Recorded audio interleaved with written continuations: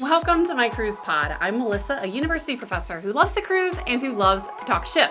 Now, in this episode, I'm going to get a little bit personal and share what I've learned from cruising as a professor.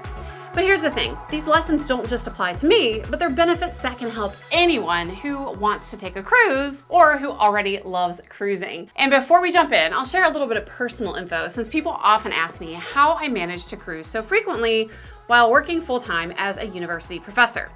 Well, first, I do cruise a lot, but it's probably not as often as it may seem since I don't always post my videos in real time.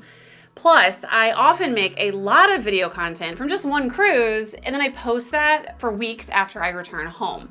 Now, that being said, I do aim to cruise about every 4 to 6 weeks on average, and I make it work by taking short cruises over long weekends or holiday weekends, which works great when I have a Tuesday, Thursday in-person teaching schedule.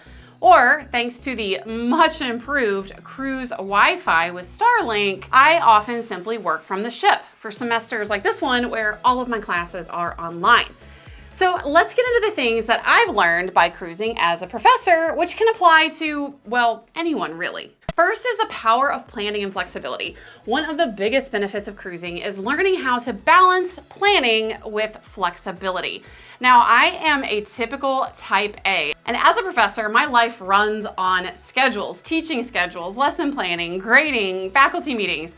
But cruising has taught me that while it's great to have a plan and have some structure, it's just as important to be adaptable when stuff happens. And in cruising, stuff is gonna happen. On a cruise, weather can disrupt port visits. I've had more than one situation where there's been a passenger medical emergency that diverted the ship, and in one case, we were hours late getting back to the port on disembarkation. I've had canceled flights. I've had all types of things come up, and plans can shift. So the lesson here is it's important, yes, to do planning for your cruise to make sure that you're maximizing your fun and you're figuring out what you're gonna do. But you gotta chill a little bit, take the stick out, and I'm talking to myself here, and stay open to changes because sometimes the best experiences on a cruise happen from spontaneous moments. And I will give you an example. I recently cruised to St. Thomas. I hired my favorite private driver, which is Jam & Jeep Tours. And it was my first time in a cruise port where we got there and it was torrential rain. Now in the Caribbean, there's usually rain. That's not to be unexpected, but I'm talking pouring down the rain. People were not getting off the ship. And we discussed, should we even get off the ship or not? Because it's gonna be very unpleasant. But we already had a driver booked. We figured that would help. And even though we had our heart set on a beach day, pro tip, Brewers Beach is the best hidden beach in St. Thomas. Forget Megan's Bay. Brewers Beach is where it's at. But even though we had our heart set on a beach day, we decided to just roll with it because I am not the person that's gonna be staying on a cruise ship when it's in port, and more on that in a minute. But we ended up getting off the ship. We took the private driver. We explored the island. And what do you know? There was a break in the weather and we just happened to be close to my favorite beach, Brewers Bay Beach. And we went there. There was still some drizzle, but it was the coolest cruise experience probably of my life. I was there with my boyfriend. We were literally like the only people at the beach. There were a couple of other locals and it was just deserted. And a little secret, I did my bucket list of skinny dipping because there was literally nobody there and it was just for a minute, but I can check that one off. Been there, done that, don't need to do it again, but it was cool. But had we stayed on the ship and we hadn't been adaptable, we would have missed out on that experience and it was really, really cool. And cruising has actually taught me an everyday life to just chill out. My favorite people in the Caribbean, they're always telling me, Melissa, you're on island time, chill out. And I'm having to learn that. It's helping me be less type A, it's helping me roll with the punches, and it's helping me go into each day without the rigidity of a structured plan. Next is the value of community. Probably my favorite thing about cruising is the fact that you get to meet so many people. Yeah, you get your cruise Karens and Chads, and those people can be a lot to handle. But by and large, the cruising community is filled with amazing people. And I'm so lucky to be able to connect with them virtually and on real life cruises.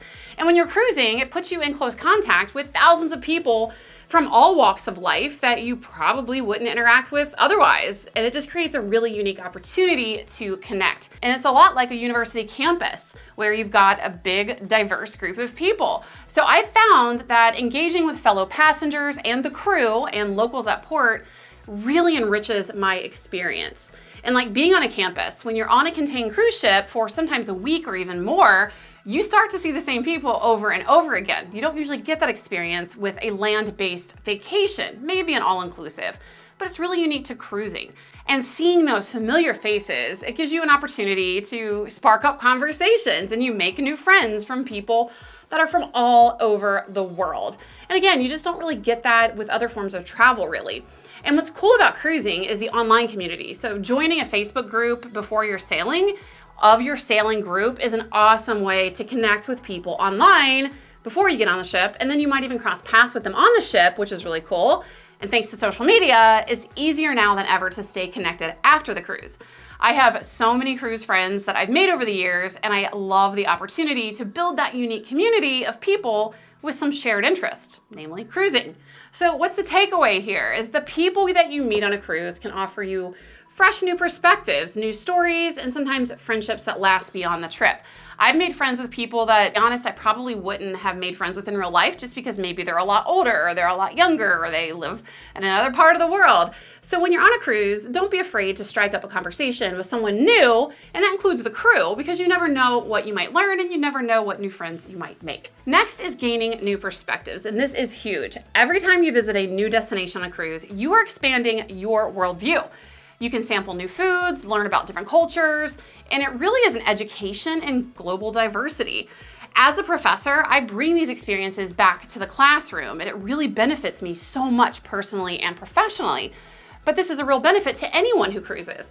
Now, Mark Twain has a quote that I absolutely love, which is, "Travel is fatal to prejudice, bigotry, and narrow-mindedness." And I truly believe that. I truly believe if everybody had the opportunity, and I do acknowledge travel is a privilege, but if everyone had the privilege and opportunity to travel, we would be a much more equitable and just world, and we wouldn't have so many problems with things like racism. Travel is just so beneficial for getting out of our little bubbles and seeing the world from that broader view. And Americans, I'm talking about us here, we do tend to be pretty bad about that. We tend to see life in the world from the American perspective. So travel is a great opportunity to gain those new perspectives. And one of the things I love about my university is we have a world-class study abroad program, and I've had the opportunity to chaperone these on a few occasions, most recently to Dubai. I probably otherwise would never go to Dubai. And getting to see these young students explore a new sector of the world and new cultures. And for some of them, it's their first time ever leaving the country. And I've even had some students that have never been on an airplane before. But seeing that and experiencing that with them is a really cool experience. And it reminds me of why travel is so beneficial. So the key here is cruising broadens your horizons, and it gives you that firsthand insight into how other people live, work, play, and experience life. And it's one thing to read about a destination, but it's a whole other ball of wax to experience it in person. And that's the kind of learning that sticks with you. And kind of related to that is the next thing, which is lifelong learning. I am a lifelong learner. I have a thirst for knowledge, not surprising. As a professor, I'm always learning. And cruising has only enhanced that. But you don't have to be a professor or even a nerd like me to benefit. On a cruise, there are just so many opportunities to learn new things, from how the ship operates by doing a behind-the-scenes tour, to the history and culture at each port, or even structured activities, which is a cool part of cruising, like cruising classes or cultural tours or experiences. The benefit here for everyone is that a cruise, it's like a floating classroom, if that's what you make of it and that's what you want of your experience. And if you don't, that's fine too.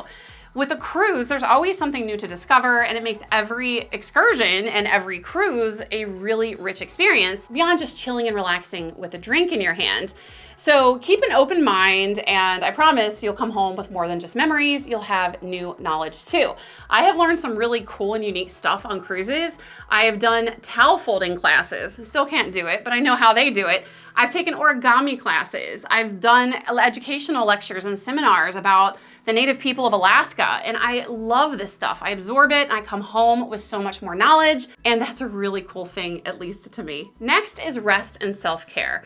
As I noted, I am a mega type A, and if you're like me and you're also type A, you know that we are not exactly the best when it comes to treating ourselves and chilling. So one of the biggest lessons I've learned about cruising is the importance of rest. Like many professionals, I often forget to take breaks. And like I mentioned, a lot of times when I'm cruising, I am still working. And now I'm making content too. But cruising forces you to slow down and prioritize relaxation in some ways, because even with the better Starlink Wi-Fi, the Wi-Fi is often pretty sketchy. So sometimes I'm trying to do some work and it's like, well, the Wi-Fi is not working, so I kind of have to disconnect. There's only so much you can do in a day, and that is okay. Cruising just reminds us that taking time for yourself, it's not only okay, but it's necessary. And that can mean lounging by the pool or enjoying a spa day, or doing whatever it is that you love and you find relaxing. But cruising is cool because it offers all of these things. It's a diverse offering, no matter what it is that you find relaxing. Like for me, I actually find educational seminars relaxing. Cruising offers that, and it's the perfect environment to recharge, which is something that we can carry into our everyday lives once we get back home. Next is observing and engaging with people. On a cruise, people watching, it kind of becomes an art form. I like to people watch. I like to meet people, but I'm not always feeling social. But people watching can be cool when you're not feeling social, or if you're not a social butterfly. I like to watch and see how different groups interact, whether it's families on vacation, a quinceañera. There was a huge group of maybe like 100 family members celebrating a quinceañera on a recent cruise. Families on vacation, couples on a honeymoon, or solo travelers seeking adventure. This observation has given me deeper insights into human behavior, something I use as a professor, but it's also a great takeaway for anyone. Now in cruising, sometimes when you're people watching, you do see a little bit of an ugly side too. People that, get testy about what they perceive as line cutters. People get real mad in the buffet if they feel like someone's cutting in line. So you see some of that too, but whether positive or negative, when we're observant and we see and understand people, their interactions, and human behavior, it's beneficial for things that we can learn and take back in our own lives, and helps us with our emotional intelligence, or our EQ. So getting a little nerdy here, but basically people watching legitimately allows us to pick up some valuable insights into humans and our psychology. And cultivating curiosity. The most important lesson probably I've taken from cruising is the value of curiosity. I already mentioned I love to learn. I'm interested in human psychology and human behavior. I'm just a curious person. And with cruising, it is about adventure. People always say, oh, you're going on another vacation? No, my friend, I don't take vacations. I go on adventures. Now, to a prior point, I do try to get a little R&R and relax and chill. But for me, what I love about cruising and travel is the exploration aspect. And at every port, every new experience, that feeds that sense of curiosity and wonder. As a professor, I strive to instill curiosity and critical thinking in my students. And cruising reminds me to nurture this on my own, and exploring different cultures gives you a chance to broaden your worldview. My absolute favorite thing to do in cruising is to make new friends with the people who live in the ports of call. This is where you're really getting that international travel experience. You're learning about their lives there and what it's like to live there. So I'm not the kind of person who likes to just get off the ship, do an activity, or stay in port and then get back on the ship. I personally think that's kind of boring, and I don't really learn anything from that. And that's something a lot of people tend to do when cruising. And hey, no judgment, do you. If that's fun and relaxing and exciting for you, that's awesome. But for me, one of the main benefits of traveling, especially internationally, is that curiosity and that learning about different cultures. Again, I love to talk to locals. I love to ask them questions. I probably annoy them because I sound like I'm interrogating them, but I'm curious about what it's like to live in these different cities and countries, what the cost of living is like, what the educational system is like, what they do for fun. Do they listen to American music or watch American TV shows?